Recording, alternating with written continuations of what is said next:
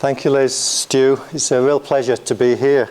And there's a kind of irony in it for me because I lived in Devon for almost 10 years, up until about a year ago. All the time I was here, I never met anybody who'd heard of the 3Ps, who was interested in it, who was working in that field. So I thought, to hell with it, I'm moving to London.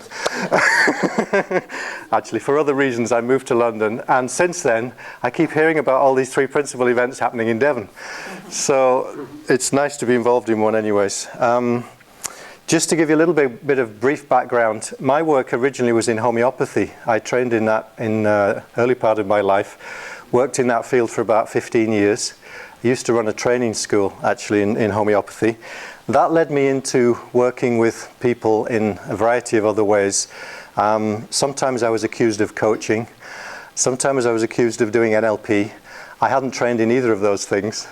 But my role became one of just trying to help people with what they were up against in life.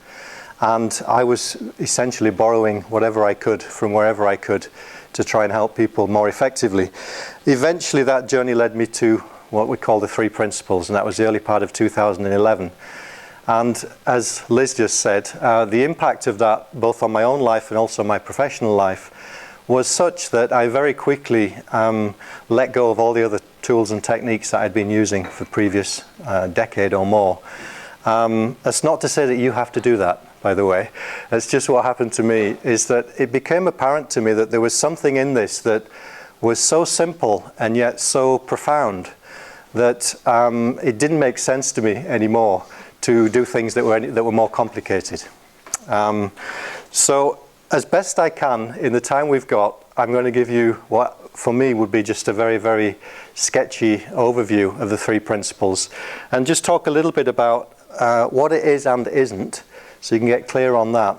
And before I do that, I just want to say something about how we best learn this, because one of the puzzling things about it is that it's not a body of information which I or anyone else can teach you, and you kind of get it down and you memorize it and then you go off and apply it.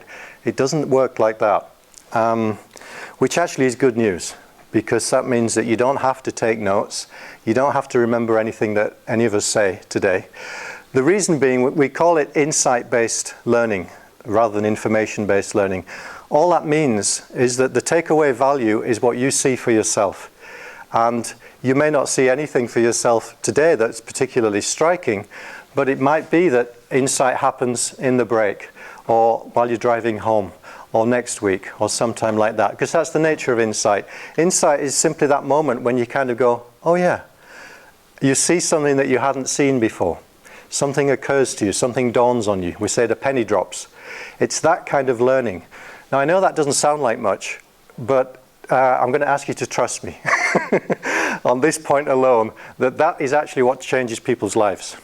When a person's consciousness moves just a little bit and they see something that they haven't seen before, that is often the beginning of a life transformation. And that's the way that we learn this, that's called the three principles. It has to be realized inside of us, each in our own way. And it's not difficult. We're hardwired for insight. You've been having insights all your life about lots of other things.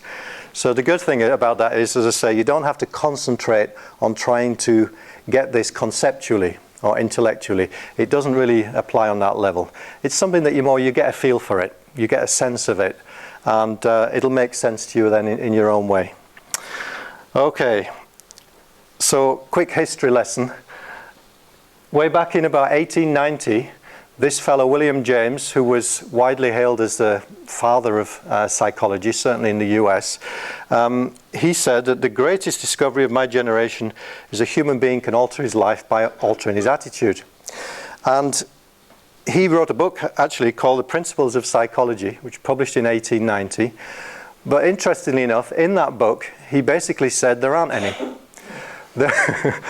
He was researching the field as best he could, and he was considered one of the leading experts in the field, and what he found, to his dismay, was that there were a lot of competing and conflicting theories as to why humans behave the way they do, how we end up being the way that we are, and he said none of them agree, none of them therefore can be classed as principles. Because when you really find the underlying principles, it tends to have a unifying effect on any particular field. And that certainly wasn't the case. And interestingly enough, it's still not the case to this day. So that's why we still have conflicting and competing opinions in the field of psychology and psychiatry. Fast forward, oh sorry, before we fast forward, to give you a very graphic idea about the effect of attitude on basically how the world looks to us and even how we look to us. I came across this image which is described as the difference between women and men. You could actually change that wording and say it's what women and men have in common. Because what both parties are doing there is seeing a mirror image, but actually interpreting it through a filter, which we call thought, and thereby experiencing something different than what's actually been objectively displayed. And that's a little clue as to what the three principles are all about. It's essentially a means of getting under the skin of what we do on the inside that enables us not only to perceive the world, but to actually experience both the outer world and our inner world. Now this is interesting because I've lost a slide. Where did it go? Never mind. I'm trusting it'll come around.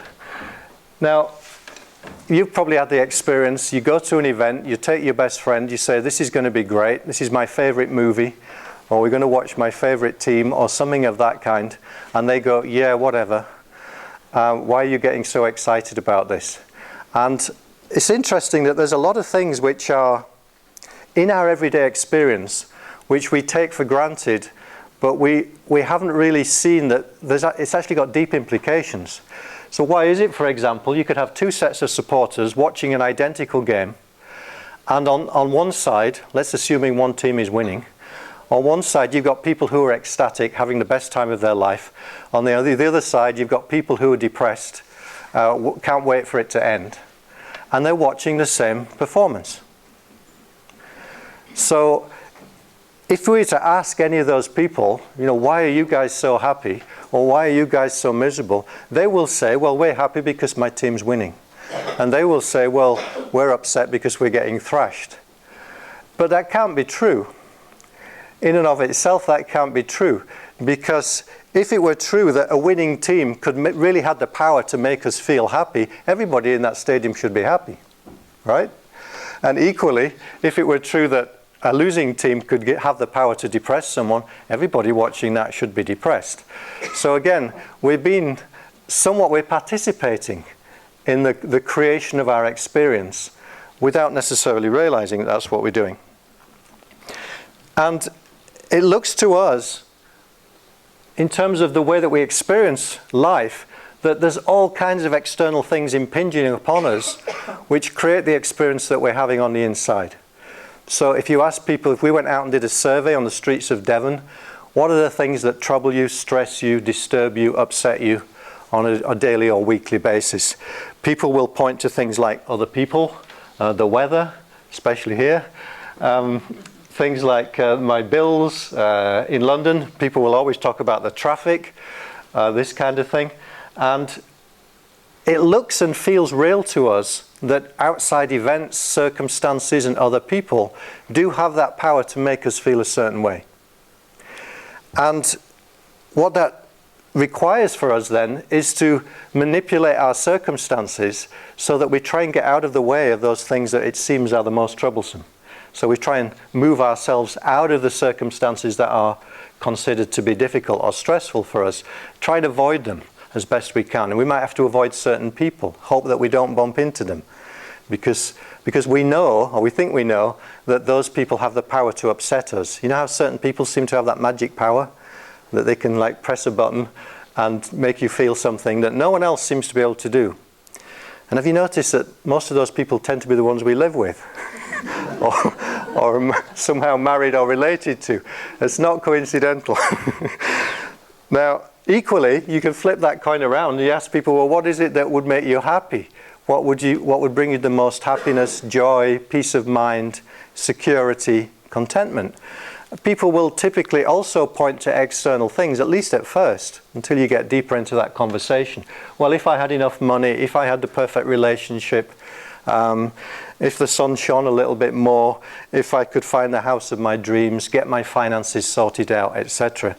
Now, I learned through my work, and I'm sure many of you have learned this through your work, that if you take that a bit deeper with people, you get under the skin of that. You say, well, what do you want those things for?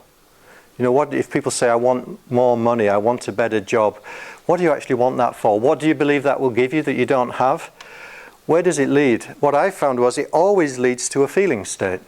Always, every single time, no exceptions. So why do you want to increase your income or have a better job? I want to feel secure. Why do you want to get the relationship sorted out? I want to feel a sense of love and harmony, connection. Why is it that you want to, let's say, live in a different place or have your own house? I want to feel a feeling of freedom. I'm feeling trapped in this situation that I'm in. You can track anything that a person says they want in the external life. I guarantee you, if you track it persistently, it will lead towards a feeling state. So I discovered this, I'm sure many of you have discovered the same thing, is that underneath what we say we want, what we really want is the feeling that we imagine that will give us. Make sense?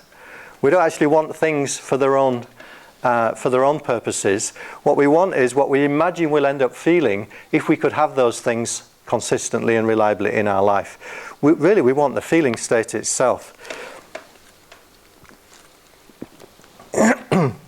Now, obviously, there's an assumption built into that those things have the power to give us the feeling, to create the feeling for us.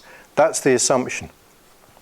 Now, this understanding that we're calling the three principles pulls the rug on that very nicely for us and helps us to see something which we intuitively already know, but it helps us to see it much more visibly, which namely is that nothing in the external world actually has the power to make us feel anything.